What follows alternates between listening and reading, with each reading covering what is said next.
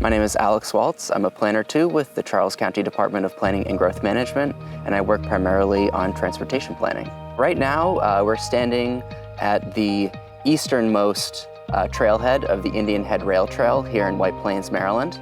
So this trail runs 13 miles all the way to Indian Head, near the Indian Head Naval Base. And we're planning on developing another extension of this trail that will eventually run towards St. Mary's County. PGM is conducting a feasibility study because it's the very first step in the design process for new bicycle and pedestrian trails. And so we want to, before moving into a more detailed engineering phase, we want to really understand the different options that we might have so we can pick an alternative that would work best. So the purpose of the feasibility study that we're developing is to analyze a couple different alignment alternatives for the trail extension that we're planning for this facility.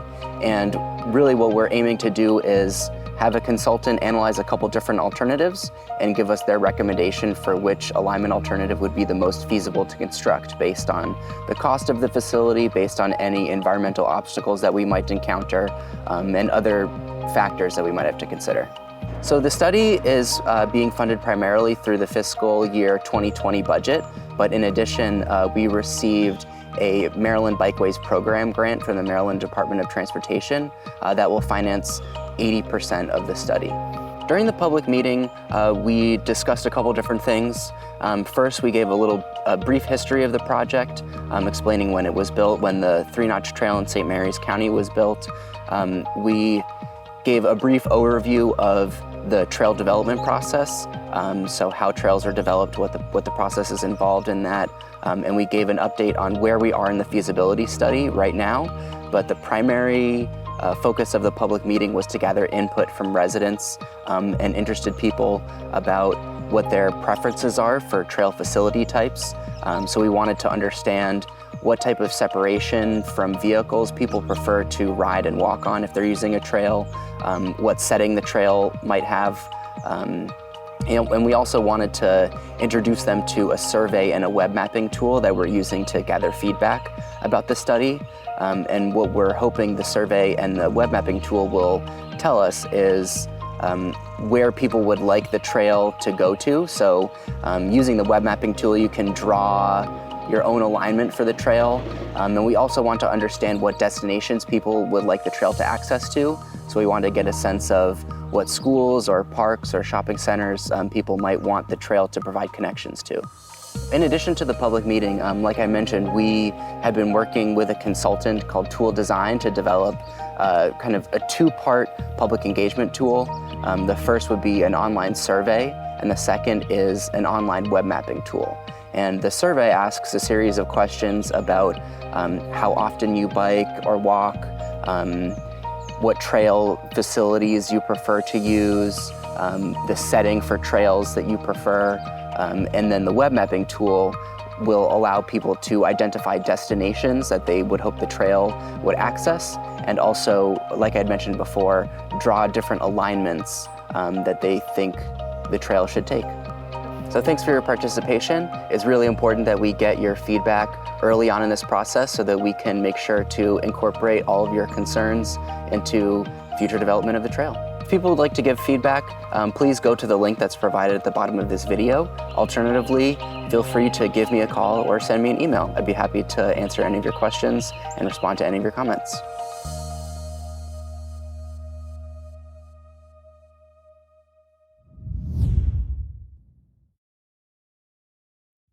Hello and greetings from the Charles County Transit Division. We are proud to announce our enhanced Brandywine connector route, which will allow you to reach the metro and other destinations outside of Charles County. This route stops at Brandywine Crossing, neighborhoods along Western Parkway, and the Waldorf Senior Center and Recreation Center. It also makes a connection with Prince George's County's The Bus, Route 36. To learn about this route and others and view bus schedules, please visit our website at go-vango.com. On this site, you can also access our Vango Trip Planner online or download the Double Map app on your smartphone to plan your next trip and view bus locations in real time. All of these resources are at your fingertips to help improve your travel experience. Van Gogh Transportation works each day to get you where you need to go safely and on time.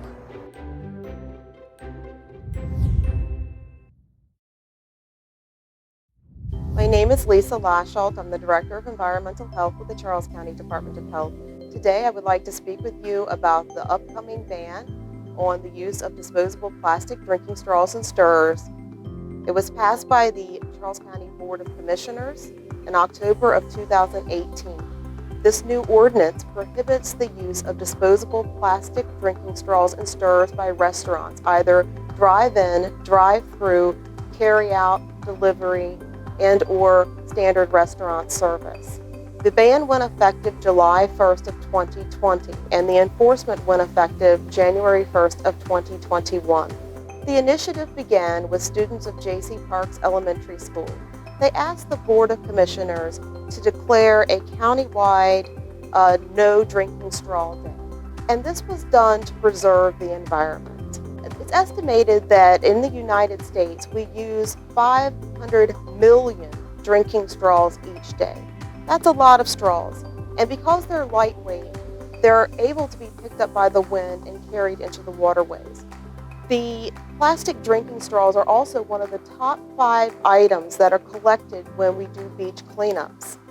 Approximately 90% of the trash in the ocean is made of plastic.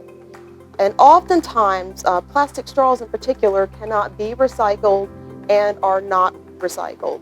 They end up in landfills.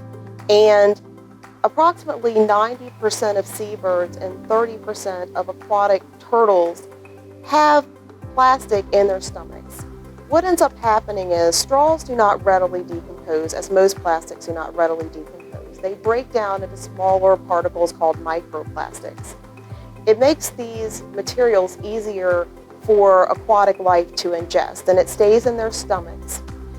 And unfortunately, because it stays in their stomachs and it doesn't pass through, it ends up making the organism feel as though they're full.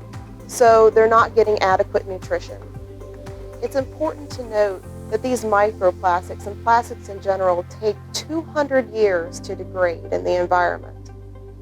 Because plastic drinking straws have so many alternatives, such as the use of paper straws or the use of multiple-use straws, whether they be some other type of material like stainless steel or bamboo, we have options.